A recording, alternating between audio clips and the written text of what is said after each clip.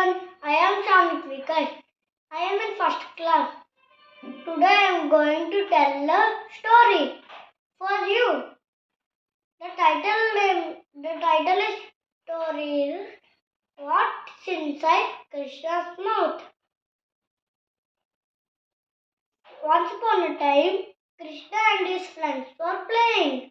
The avatar of the Lord Vishnu shoved mud into his mouth. One of his friends went to his mother to complain.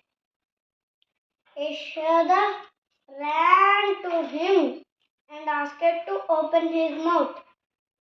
Firstly, he said, I don't want to open my mouth. Yashoda put angry face. Then he opened his mouth.